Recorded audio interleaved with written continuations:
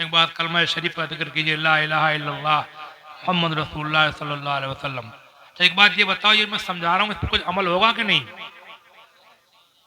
मैं शादियां हल्की करोगे इंशाअल्लाह को? मैं तुम्हें यकीन दिला रहा हूँ, मैं कतई ये सोच के नहीं आया मुझे नजराना मिलेगा, बिल्कुल मेरे दिमाग में नहीं है बात। मेरी बात मान लो, यही मेरा नजराना है, ये मेरी बात पे अमल करो, यही मेरा नजराना है, ये मेरी गाड़ी का तेल भी यही है। मेरी बात मानो, थोड़ा आपस का मामला, एक दूसरे को निभाओ। जब दुनिया से जाना है तो किसी का दिल खुश करके जाओ। क्या करोगे पैसे का दादा? कितना खा लो, कितना पहन लोगे, कितना ओढ़ लोगे? जनाजा निकलना ही है, कोठी में से निकले तो और झोपड़ी में से निकले तो जनाजा निकलना ही है। शेख सादी फरमाते हैं, चू आहंग रफ्तन कुनत जाने पाक, फारसी कलाम है। चू आहंग रफ्तन कुनत जाने पाक, चिदप से बड़ तख्त मुर्दन से बड़ रूए खाक। जब जान निकालने का इरादा, जब जान निकलना चाहेगी, जब रूह निकलेगी, तो फिर क्या मरना? जैसे इस तख्त शाही पे मरना, वैसे जमीन के ऊपर मरना, मरना मरना बराबर है। ऐसा नहीं है कि मखमली गद्दों पर शाही तख्त पर मरेगा तो उसे मरने में मजा आएगा, ऐसा कुछ नहीं है। समझे? एक बात कलमा शरीफ का जिक्र कीजिए, ला इलाहा इल्लल्लाह मोहम्मद रसूलुल्लाह सल्लल्लाहु अलैहि वसल्लम। बात बहुत दूर पहुंच गई, फैल गई। बात कहां से चली थी? आप भूल गए होगे कि ये फातिहाएं जो हो रही हैं, सिर्फ ये फातिहा नहीं है, ये भी जायज है। इसके अलावा लोगों की मुश्किलें मुसीबतें दूर करो, फाके दूर करो, बीमारों का इलाज बनाओ, कराओ, गरीबों का बेघरों के घर बनवाओ, उसके सवाब अपने मुर्दों की रूहों को पहुंचाओ, ये भी बेहतरीन फातिहा है। हदीस मैंने पेश की थी आपके सामने। हमारे आला हजरत से एक बार सवाल किया गया, एक सेठ जी थे कोई किसी बड़े शहर के, उन्होंने ये बोल दिया था कि अपने कारखाने की आमदनी के 16वें हिस्से से गौस पाक की न्याज दिलाऊंगा। 16 रुपए में 1 रुपए, 16 लाख में 1 लाख न्याज दिलाऊंगा गौस पाक की। और रकम जमा हो गई। उन्हें पता ये चला कि कोई पुरानी बड़ी मस्जिद बहुत जमाने की वीरान मुसलमानों को मिल गई है, कैसे आबाद करके नमाज पढ़ो। लेकिन वो लोग गरीब हैं, उनके पास पैसा नहीं है, रिपेयर होना है जल्दी मस्जिद की। उन्होंने सोचा कि बजाय न्याज दिलाने के गौस पाक की, क्यों ना मस्जिद में पैसा लगा दिया जाए। दौर था आला हजरत का। आला हजरत के विसाल को 106 साल हो गए। मैं उनके छोटे बेटे मुफ्ती आजम हिंद मौलाना शाह मुस्तफा रजा खान रहमतुल्लाह अलैह का मुरीद हूँ। अल्लाह ताला उन गुलामों को कबूल फरमाए। तो फतवा लिख के बरेली भेजा, और बरेली दौर था आला हजरत का, सवाल किया कि जो रकम गौस पाक की न्याज के लिए जमा की गई है, क्या उससे किसी वीरान मस्जिद को आबाद कर दिया जाए तो कैसा रहेगा? किसी और कार्य खैर में खर्च कर सकते हैं कि नहीं? तो फरमाते हैं आला हजरत, हर नेक काम में खर्च कर सकते हैं, और वीरान मस्जिद को आबाद करना सबसे ज्यादा फजीलत वाला और जरूरी अफजल मुकद्दम काम है। उन्होंने समझ लिया, एक घर खुदा का आबाद होगा तो खुदा वाले को खुशी ज्यादा होगी पुलाव खाने में। एक बार मदर सिद्ध फतवाया, मदर शरीफ ये जिला एटा में एक बड़ा कस्बा है, वहां सैयदों का एक पुराना खानदान है, 400 साल पुराना। वहां से मुरीद से आला हजरत, समझे आप, तो 250 साल पुराना तो हो गई। वहां से मुरीद से आला हजरत घराने से, तो वो सवाल किया किसी सैयदजादे ने कि जो रकम फातिहा के नाम पर जमा की गई है, उससे किसी दीनी तालिब इल्म की मदद कर दें, सवाब में कमी तो ना होगी? मदरसे के बच्चा गरीब है, उसकी मदद कर दें। तो फरमाया कर सकते हैं, जायज है, और सवाब में कमी क्या माना, 70 गुना ज्यादा सवाब मिलने की उम्मीद है। हम ये समझते हैं यही फातिहा है बस। आप मस्जिद के करिए, इमाम को पैसे दे दीजिए और सवाब नियत कर लीजिए, सवाब हमारे बाप को पहुंचे, मदरसे के बच्चों को कायदे सफादे खरीद दीजिए, मस्जिद में चटाइयाँ रख दीजिए, मदरसे में काम करा दीजिए। कोई भी काम आपके ये नेक, जितने भी नेक काम हैं सबका सवाब पहुंचता है। और ये फातिहा भी जायज़ जो हो रही है, इसमें खर्चे कम करो और वो खर्चे ऐसे देखो किसको जरूरत क्या है। जब जरूरत पूरी होगी तो सवाब ज्यादा मिलेगा इंशाल्लाह। जब तकरीर तो होगी तकरीबन खत्म। चंद मसले बताऊं मैं आपको। अच्छा, कोई मसला किसी को पूछना हो तो पूछ भी सकते हैं खड़े होकर के, मुझे याद होगा इंशाल्लाह बताऊंगा। बाद में पूछते हैं, बाद में। तो 3 मसले इस मैयत के ताल्लुक से मैं आपको बता दूं जल्दी जल्दी। पहला मसला तो यह है कि मैयत के मौके पर, खूब ध्यान से सुन लियो, अपने गांव बस्ती के खुशहाल लोगों को दावतें करके खाना खिलाने से उलमा ने मना किया है। दावतें होती हैं खुशी के मौके, जो कोई खुशी का मौका नहीं है। वैसे फातिहा हुई, लोग बैठे हुए, आप ऐलान कर दिए भाइयों खाना खा लो, कोई खा ले, खा सकता है। ये दावतें करना ब्याह शादी की तरह, इसको मना किया है। दावत करी जाए तो किसी गरीब मोहताज की करी जाए, समझे? मना किया उलमा ने। हालात में लिखा है मैयत के मौके पर जियाफत ममनू है, समझे? यहाँ का तो मुझे पता नहीं, हमारी तरफ बहुत सख्त रिवाज बन गया है। चलिसने हो रहे हैं ब्याह शादियों की तरह, शादी हालों में हो रहे हैं,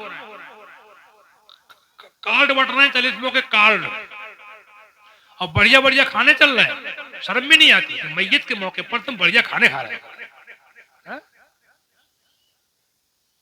कुछ हो भी तो सादा खाना हो, वो भी दावत करके ना हो। समझ गए मसले को? नहीं समझ गए? हाँ। और इस रिवाज को मिटाने की तरकीब यह है, अगर कहीं पड़ गया हो कि दावत करके कोई खाना खिलाने के लिए कहे आपसे आपकी दावत है तो खाओ मत। जब खाना छोड़ देंगे लोग तो पकना बंद हो जाएगा।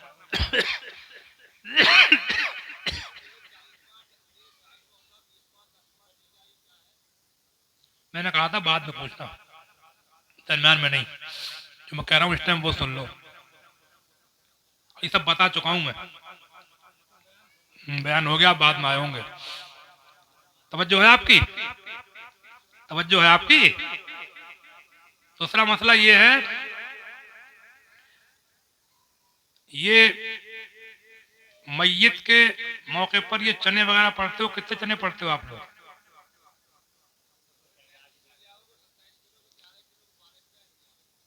वैसे सही बात यह है, इतने ही पढ़ लिए जाए हर्ज तो कुछ नहीं है, लेकिन जो रिवायत आई है उसके हिसाब से 16 किलो चनों में पूरा सेम हो जाता है, दोहराने की जरूरत नहीं है। कितने किलो में?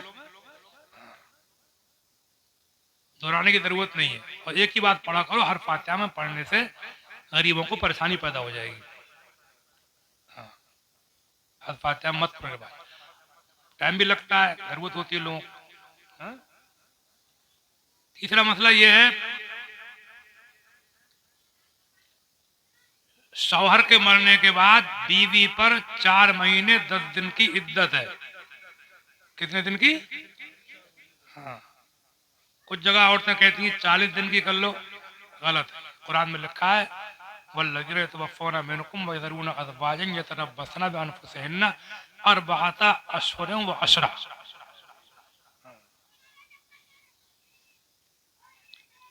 इद्दत का माना क्या है? इद्दत के 3 माना है।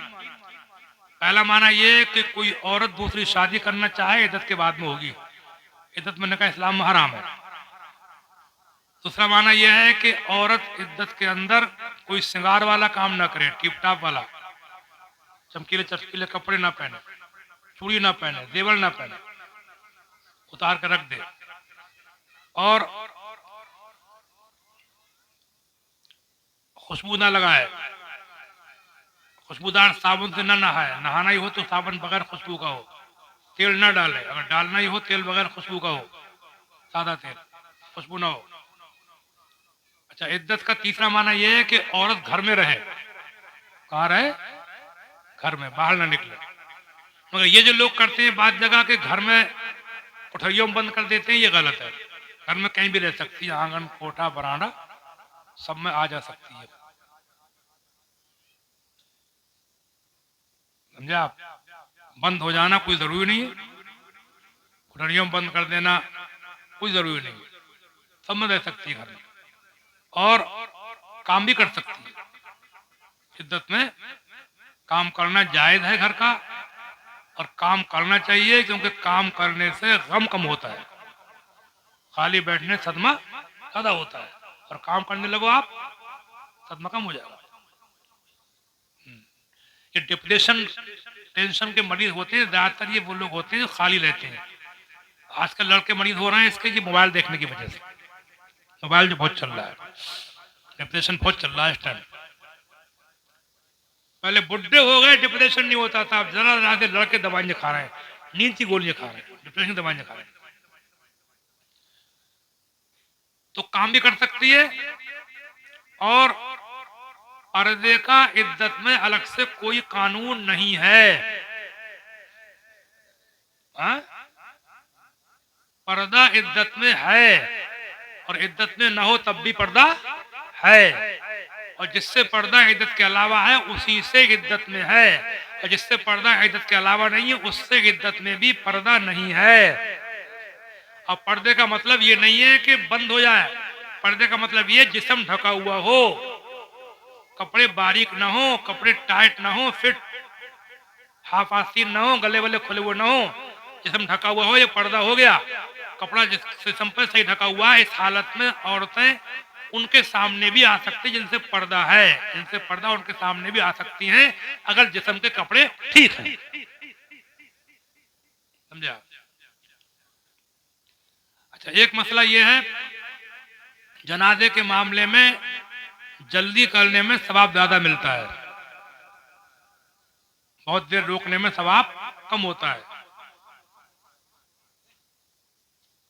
जितनी जल्दी करोगे सवाब ज्यादा मिलेगा, समझे नहीं।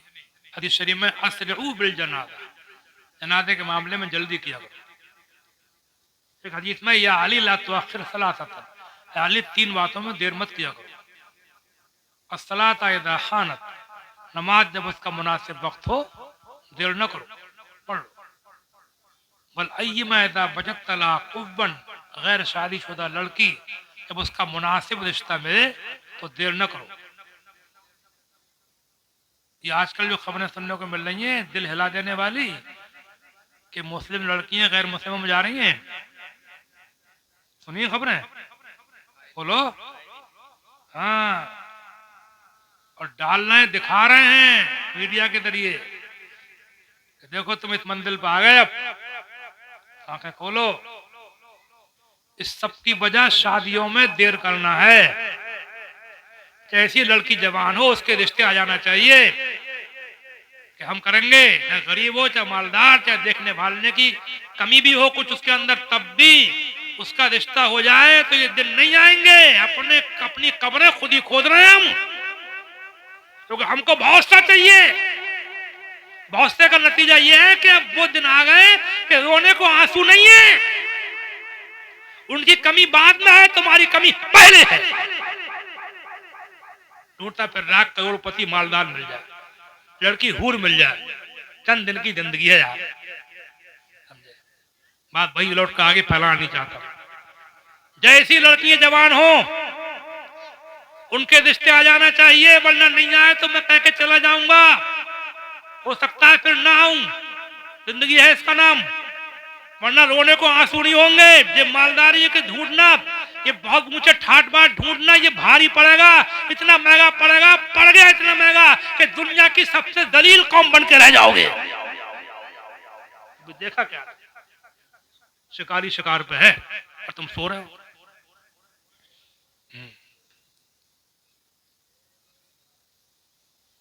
फरमाते हैं लड़की जब जवान हो उसका मुनासिब रिश्ता मिले देर न करो। तीसरी बात, बल जनाजा ताइदा हदरत, जनाजा जब मौजूद हो उसमें देर न करो, जल्दी करने में सवाब ज्यादा है। और ये आजकल हमारी तरफ कुछ लोगों ने कहीं कहीं डाल दिया है रिवाज, जनाजे को नहला करके धुला कर कफन पहना करके सलाम पढ़ रहे हैं, नाते पढ़ रहे हैं। ये भी गलत है। ये पढ़ना ही हो तो लेके चलो, चलते चलते पढ़ सकते हो आप। रोक के पढ़ना, कफन पहनाने के बाद ज़्यादा देर तक रोकना, मिनट 2 मिनट की तो कोई बात नहीं, कोई बात हो जाती है ऐसी, लेकिन ये रोकना, बाकायदे रोक के पढ़ना, ये सब मुनासिब नहीं है, गलत है। हाँ, जनाजे की नमाज के बाद दुआ मांगने की कोई जरूरत नहीं है, क्योंकि जनाजे की नमाज खुद दुआ है। उसकी नियत भी ये होती है नमाज वास्ते अल्लाह ताला के, दुआ वास्ते मैयत के। उसमें जो पढ़ते हैं उसका तर्जमा सुनो, सब दुआ दुआ है, वो देख लो तर्जमा उसका। और मांगना ही हो 2-3 जुमलों की दुआ, अकेले अकेले कोई मांग ले तो सही है। अल्लाह से किसी ने पूछा कि 3 जुमलों की दुआ मांगना कैसा है? अल्लाह मग़फ़िर लना वलहू वला तफ्तिन्ना बादहू वला तहरिमना अजरहू। ये 3 जुमले, अल्लाह हमारी मग़फ़िरत कर दे, इसकी मग़फ़िरत कर दे, इसके बाद हमको फितने के अंदर न डाल, इसके अजर से हमको महरूम न कर। ये 3 जुमलों की दुआ जमाना कैसा है? तो फरमाते हैं इतनी दुआ तो जनाजा उठाते उठाते मांग सकते हैं, देर करना मना है। अच्छा, और एक मशवरा दे दूं, तकरीर अब खत्म कर रहा हूं बिल्कुल मैं। देखो, मौत बरहक है। आदमी की उम्र जब ज्यादा हो जाए, बहुत बूढ़ा हो जाए, तो मेरा मशवरा ये रहता है कि उसका इलाज में ज्यादा दौड़ धूप नहीं करना चाहिए। देखो, इलाज कराना भी सुन्नत है, लेकिन जब सोच लो कि वक्त आ गया, तो अब मौत का इस्तेकबाल करना भी मोमिन की शान है। बहुत से लोग लीली फिरते हैं, बूढ़ों को बूढ़ियों को समझे, इलाज कराओ थोड़ा बहुत।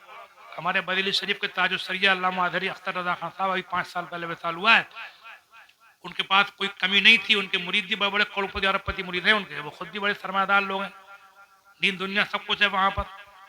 तो बरेली के मिशन अस्पताल में एक रात रहे बस, तो मुझे घर ले चल घर पे विसाल।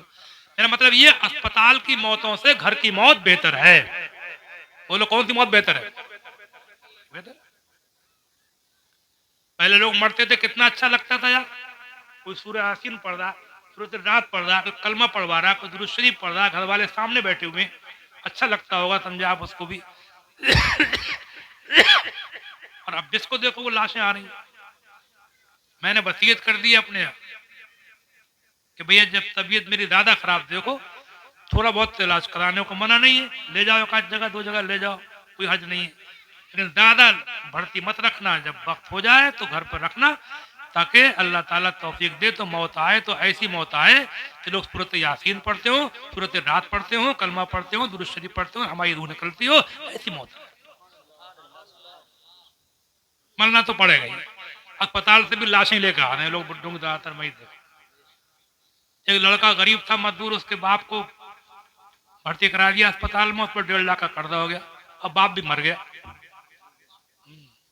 लहिद में इश्क रुखे शह का दाग लेके चले, लहिद में इश्क रुखे शह का दाग लेके चले, अंधेरी रात सुनी थी चराग लेके चले। तेरे गुलामों का नक्शे कदम है राय खुदा, वो क्या बहक सके जो ये सुराग लेके चले। हमारे आला हजरत से जब उनके विसाल का टाइम आया, उनसे किसी ने कहा फला डॉक्टर को बुलाओ, फला हकीम को बुलाओ। उन्होंने फरमाया कि इंसान आखिरी दम तक तदबीर नहीं छोड़ता। बताया शरीफ में लिखा हुआ है, इंसान आखिरी दम तक तदबीर नहीं छोड़ता और नहीं जानता कि अब तदबीर का टाइम नहीं है। फरमाया कि बचपन के बाद जवानी आई, जवानी के बाद बुढ़ापा आया, बुढ़ापे के बाद अब क्या आएगा? अपनी जिस्म की नाकदरी कराते फिर। नाकदरी होती है अस्पताल में, जिस्म गोदा गादी छेदा छादी, ये सैंपल है वो सैंपल, समझा? अब बताइए कोई मसला पूछना किसी को, मैं जा रहा हूँ, खत्म कर रहा हूँ।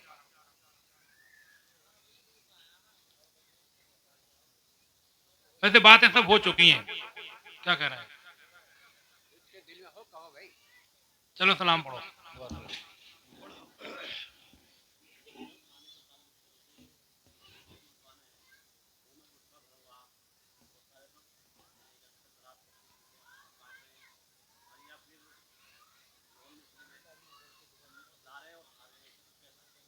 क्या कह रहे हैं? सुनाई कम आती है। गैर मुस्लिमों की दुकान पे से गोश्त लाके मुर्गे का या गुटखा खा के वो ज़बह करता मुर्गे को, गैर मुस्लिम गुटखा खा के ज़बह किया हुआ मुसलमान। गुटखा खाकर कलमा पढ़ना मना है, बदबू होती है, लेकिन दुआ करेगा तो हो जाएगा, दुआ गुनाह होगा उसको, दुआ हो जाएगा।